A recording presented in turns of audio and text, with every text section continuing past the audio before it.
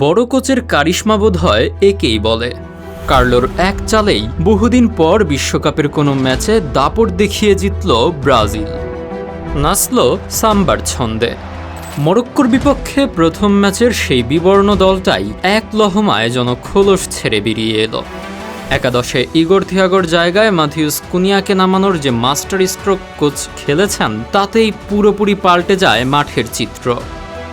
হাইতির বিপক্ষে প্রথমার্ধে এমন আগ্রাসী আর ছন্দময় ফুটবল উপহার দিয়েছে দলটি, যা মনে করিয়ে দিয়েছে তাদের চিরচেনা সেই দাপটের রূপকে।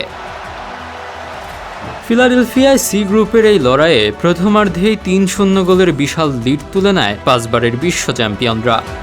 মাঝমাঠ থেকে তৈরি হওয়া আক্রমণে ভিনিসিয়াসের নেওয়া শট ফিরে এলে জটলার ভেতর থেকে বল জালে জড়িয়ে প্রথম সাফল্য এনে দেন কুনিয়া। এরপর ৩৭ মিনিটে নিজেদের অর্ধ থেকে ডগলাস সান্তোসের বাড়ানো বলে তীব্র গতির শটে নিজের দ্বিতীয় গোলটি আদায় করেন এই ম্যানচেস্টার ইউনাইটেড তারকা। আর প্রথমার্ধের যোগ করা সময়ে একক গতিতে বক্সে ঢুকে নিখুঁত প্লেসিংয়ে জাল খুঁজে নেন রিয়াল মাদ্রিদ তারকা ভিনিসিয়াস। দ্বিতীয়ার্ধে অবশ্য প্রথমার্ধের সেই আগ্রাসী রূপ কিছুটা হারায় দলটি, চোখে পড়ে কিছুটা বিবর্ণ ফুটবল। তবে শুরুর সেই দুর্দান্ত লিডের সুবাদেই শেষ পর্যন্ত ৩-০ ব্যবধানে ম্যাচ নিজেদের করে নিয়ে মাঠ ছাড়ে ব্রাজিল।